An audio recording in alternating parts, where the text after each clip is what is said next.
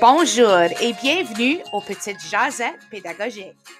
Maintenant, OK, on a observé, on a des inquiétudes, comment aborder ça avec le parent, puis qu'est-ce qui ressemble le processus de diagnostic pour l'enfant de 0 à 5. Comme si je m'en vais parler au parent, puis comme je vois des drapeaux rouges, comment je peux aborder ça, puis où est-ce que je les pointe, comme, où est-ce que je les envoie pour en savoir plus?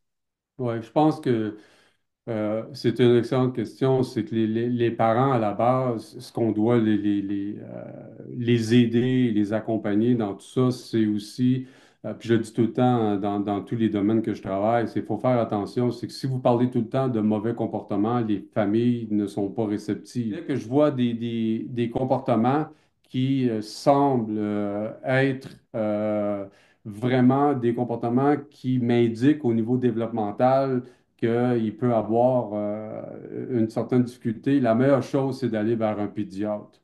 C'est demander au médecin de famille. Parce que le pédiatre, la première chose qu'il fait, Mélanie, c'est qu'il va regarder tout le processus. Il va regarder la grosseur de la tête, il va regarder comment l'enfant se développe, qu'est-ce qu'il fait présentement, qu'est-ce qu'il mange, le poids, il est correct? Parce qu'il y a aussi ça, hein, le fait qu'il ne mange pas beaucoup, qu'il ne dorme pas beaucoup. Souvent, il y a des caractéristiques corporelles qui sont vraiment l'enfant qui est vraiment pas consolable, l'enfant qui répond pas à son nom quand je lui parle, qu'il faut que je sois dans son champ de vision, l'enfant autiste qui il semble pas avoir, si je le regarde du devant, il semble pas voir que il utilise plus la vision périphérique. C'est une autre chose que les professionnels ne s'attardent pas assez. Il y a beaucoup d'enfants autistes qui vont développer la vision périphérique beaucoup plus que la vision frontale.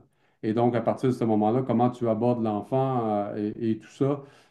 Donc, je pense que tous ces signes-là, quand on voit que ça ne suit pas la courbe typique, sans les mettre, sans tout de suite parler d'autisme, c'est vraiment d'aller les référer à un pédiatre. Je vais juste être très, très clair pour le personnel éducateur.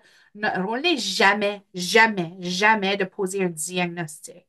Donc, ton rôle, c'est de peut-être faire ces observations-là, les partager avec le parent, mais moi, je ne dirais jamais même le mot autisme dans ma présentation au parent. Je dirais, tu sais, voici ce que j'ai observé. Je t'encourage à aller en parler au pédiatre. Si tu veux, je l'écris, te Mhm. l'écrive, mes observations. Si tu veux, je te partage mon carnet de notes, que ce soit. Je suis volontaire de le faire. Mais voici ce que j'ai observé, puis ça devrait toujours être des faits, basés seulement sur des faits. Tu sais, tu peux peut-être offrir tes notes, comme j'ai dit, aux parents, puis leur demander, j'en parlerai peut-être au pédiatre de ça. Puis Mhm. ensuite, ça, c'est ton rôle. Ça, c'est où ton rôle?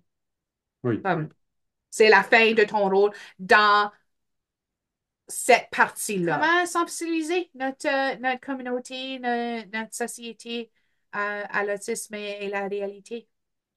Je pense que le sensibiliser, c'est vraiment de pouvoir jumeler famille professionnelle autistes qui partagent un langage commun, de cesser de voir l'autisme comme étant un trouble psychiatrique de santé mentale, d'avoir beaucoup plus un modèle axé sur la différence qu'un modèle axé sur le trouble médical. Donc, c'est pas l'autisme, il faut qu'on cesse de vendre un faux rêve aux familles, même avec l'intervention intensive.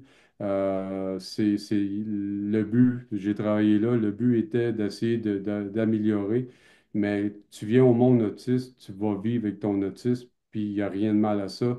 C'est d'accompagner, puis de trouver des façons d'aider au lieu d'essayer d'éliminer. Plus tu essaies d'éliminer l'autisme, plus tu perds ton temps et plus tu essaies d'aider, d'accompagner en donnant des stratégies et un accompagnement qui est réel, mieux vont être les résultats, là. Ben, merci énormément pour ton expertise, pour avoir, tu sais, vraiment mis le point sur les changements, puis comment nous, on peut bien se positionner pour appuyer, accompagner ces enfants et ces familles-là. Je pense qu'on a Tu sais, si on travaille auprès des enfants et des familles, c'est parce que on est passionné par ça et on veut toujours faire le mieux.